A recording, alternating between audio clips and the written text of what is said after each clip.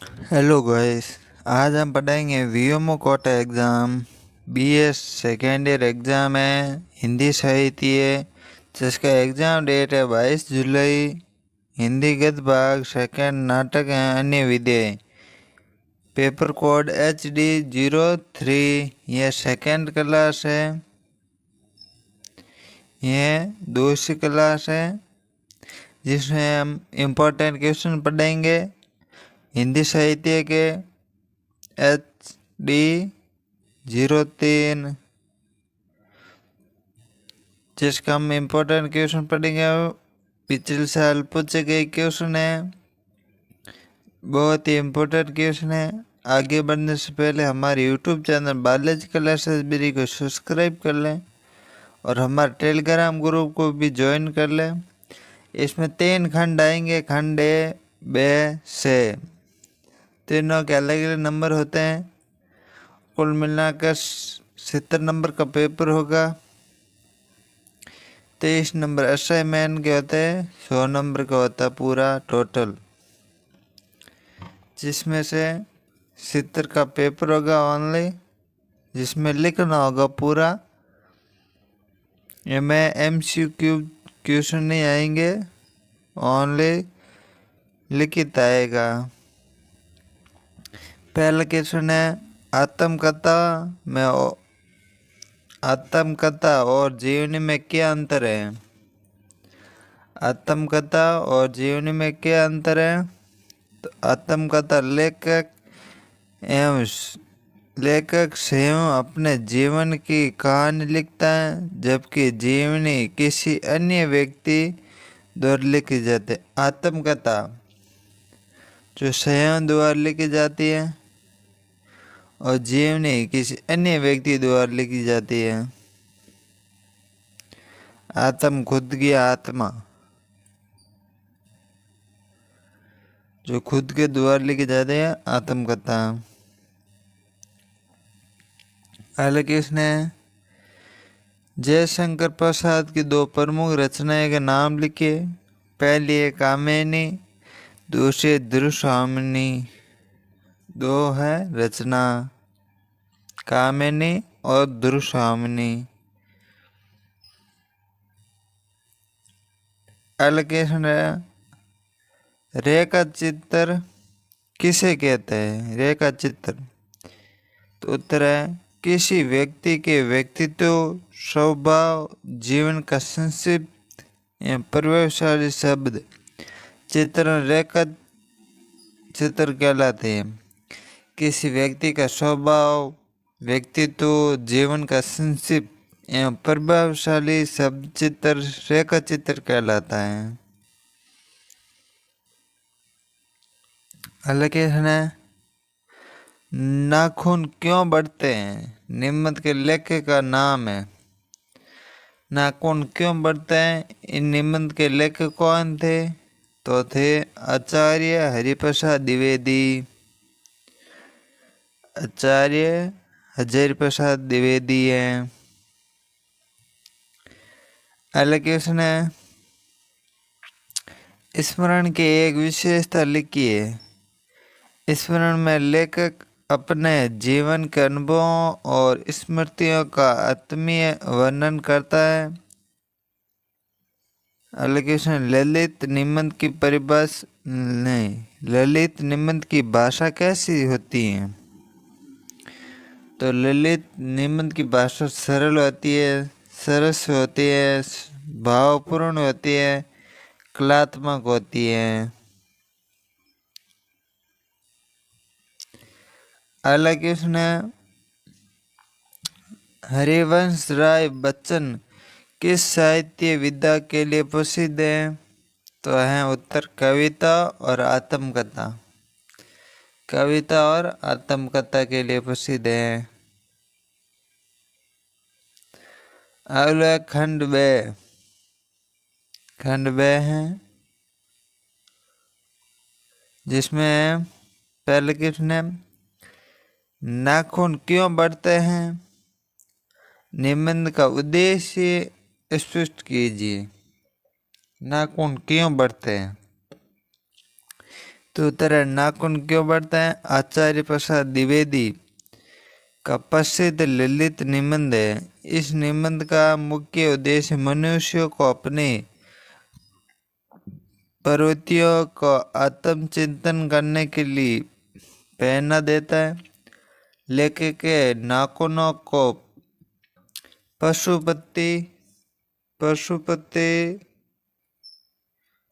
प्रवृत्ति का प्रतीक माना है और बताया कि उन्हें काटना मनुष्यता, सभ्यता, संस्कृति का परिचायक है।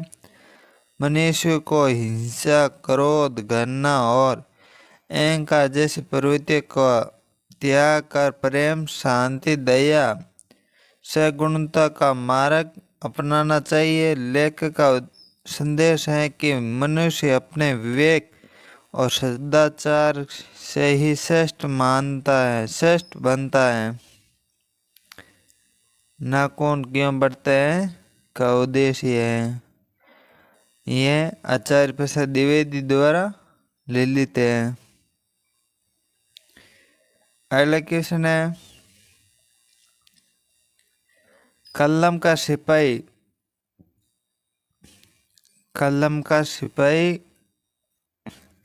का साहित्यिक महत्व बताइए। तो कलम का सिपाही का साहित्य महत्व है। कलम का सिपाही अमृतराय द्वारा लिखी गई है। मुंशी प्रेमचंद की प्रसिद्ध जीवनी है। इसमें प्रेमचंद के जीवन संग्रह, साहित्य साधना तथा समाज सुधारक कार्य का यथार्थ चित्रण किया गया। लेखक ने उनके व्यक्तित्व के साथ साथ उस समय की सामाजिक और आर्थिक परिस्थितियों का भी वर्णन किया गया। यह जीवनी सरल, रोचक, प्रेरणादायी शैली में लिखी गई है। इसे पाठकों को प्रेमचंद के विचारों, आदर्शों और साहित्य योगदान की जानकारी मिलती है। हिंदी जीवनी के साहित्य में इसका महत्वपूर्ण स्थान है। अलग है, महादेव वर्मा की भाषा शैली की विशेषता लिखिए। तो उत्तर है, महादेवी वर्मा की भाषा अत्यंत सरल, मधुर, भावपूर्ण और साहित्यिक है। इनकी रचनाओं में करुणा, संवेदनशीलता तथा मानवीय मानवों का सुंदर चित्रण मिलता है। वे प्रकृति और मानव का जीवन का चित्रात्मक वर्णन करती है। इनकी भाषा में उपमा, रूपक, मानवीकरण जैसे अलंकारों का सुंदर उपयोग मिलता है। उनकी शैली सहज, प्रभावपूर्ण और प्रभावशाली है। इसके पाठक भाव विभोर हो जाता है। अगला क्वेश्चन है, यथार्थवाद की प्रमुख विशेषता लिखी है। तो यथार्थवाद गद्य साहित्य की महत्वपूर्ण विधा है। इसमें लेखक अपनी यात्रा का अनुभव का सजीवन वर्णन करता है। इसमें प्राकृतिक सौंदर्य, ऐतिहासिक स्थानों और सांस्कृतिक परंपराओं और स्थानीय जनजीवन और रीति रिवाजों का चित्रण किया गया। लेखक ने अपने व्यक्तित्व, अनुभव और भावना को व्यक्त करता है। यात्रावर्त की भाषा सरल, रोचक, चित्रात्मक होती है। इससे पाठकों को नए स्थानों की जानकारी के साथ साथ ज्ञान और मनोरंजन दोनों प्राप्त होते हैं।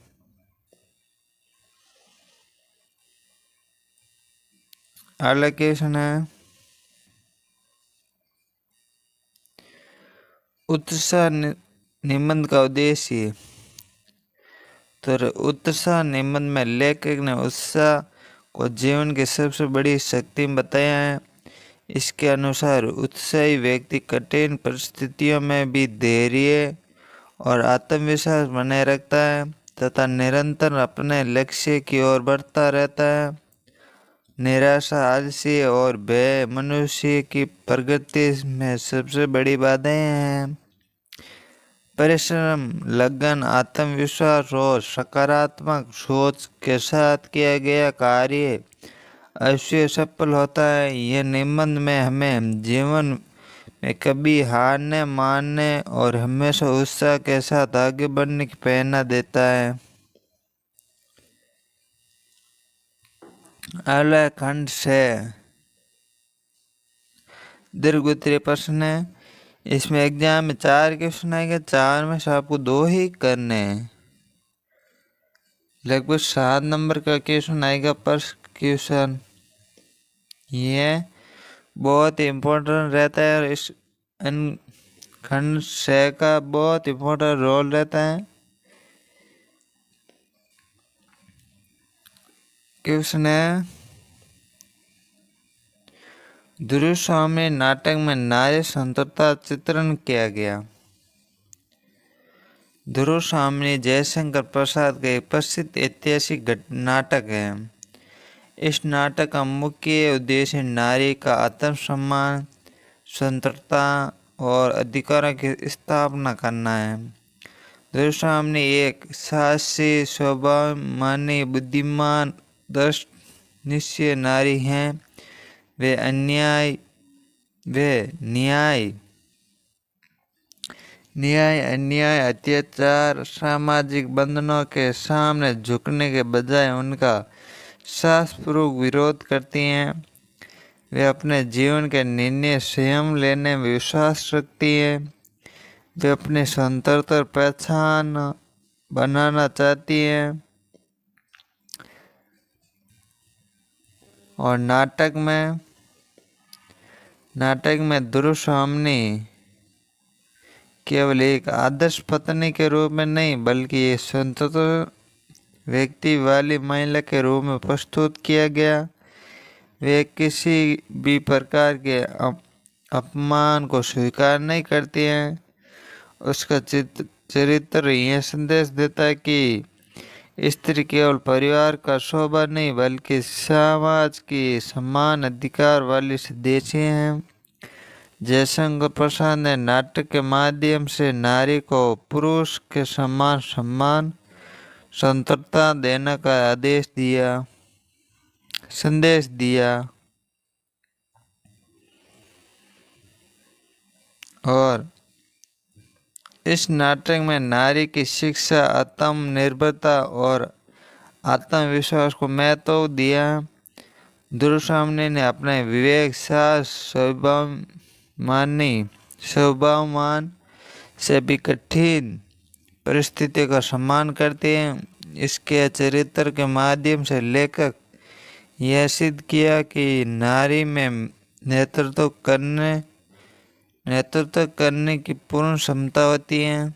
निष्कर्ष है, ध्रुव स्वामी नाटक नारी स्वतंत्रता, आत्मसम्मान और समान अधिकारों का समर्थन है। यह नाटक आज भी समाज में महिलाओं के समानता प्रेरणादायक संदेश देता है। और आगे बढ़ने से पहले एक बार हमारे YouTube चैनल बालाजी कलेक्शंस बिरी को सब्सक्राइब कर लें, जिससे आपको VMO कोटा संबंधित एग्जाम क्लास मिलती रहेगी, नोटिफिकेशन मिलता रहेगा। और हमारा टेलीग्राम ग्रुप भी ज्वाइन कर लें, वहाँ पर आपको सूचना मिलती रहेगी। कोई सवाल पूछना तो वहाँ पूछ सकते हो। क्वेश्चन है, कलम का सिपाही जीवनी की समीक्षा कीजिए। उत्तर है, कलम का सिपाही प्रसिद्ध साहित्यकार अमृत राय द्वारा लिखी गई मुंशी प्रेमचंद की जीवनी है।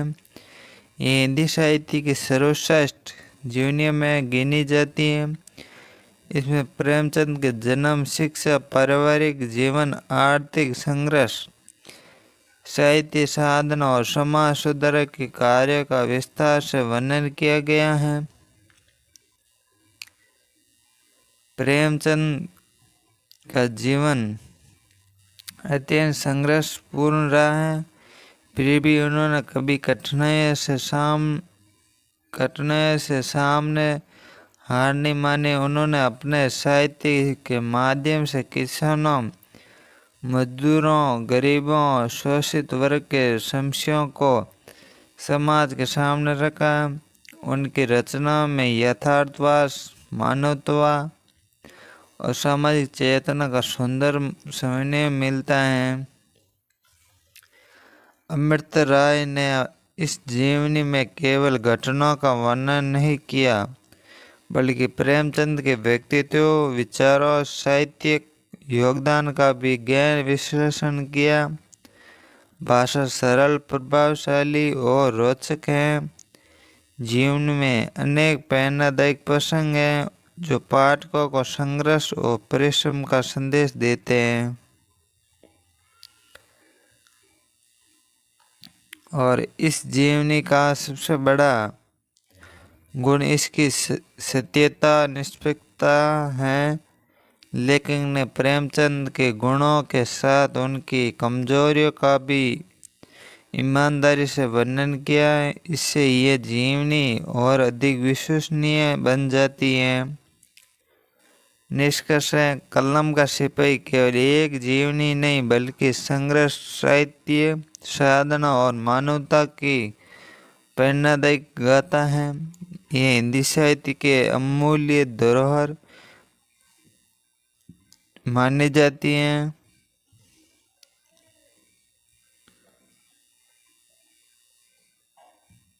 अगला क्वेश्चन है, आत्मकथा की विशेषता का वर्णन कीजिए।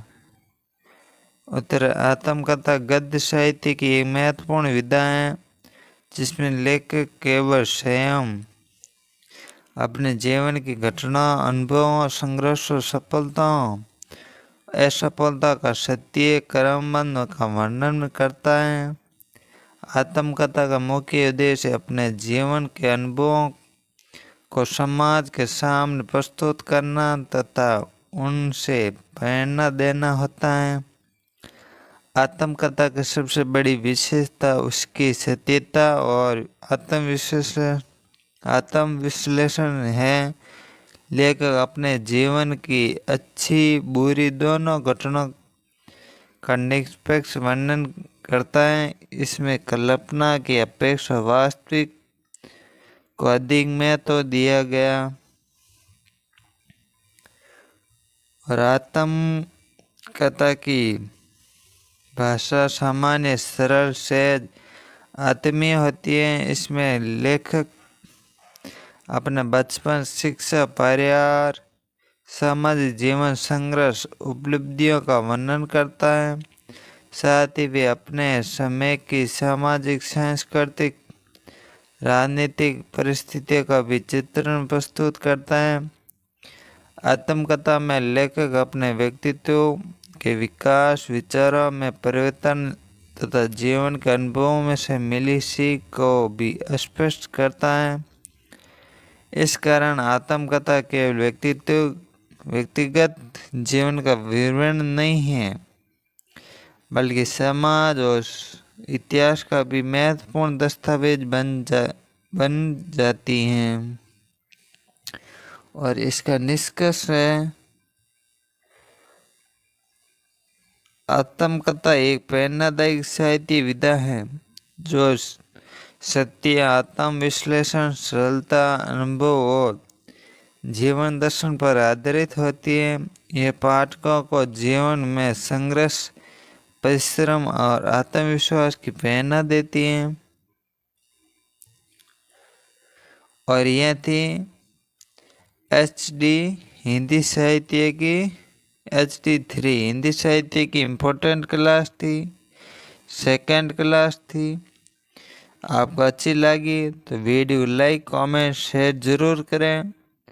और हमारे टेलीग्राम ग्रुप और यूट्यूब चैनल बालाजी क्लासेस बिरी को दोनों को ज्वाइन जरूर करें, सब्सक्राइब जरूर करें और वीडियो को आगे से आगे शेयर जरूर करें जिससे सभी को मालूम चल जाए।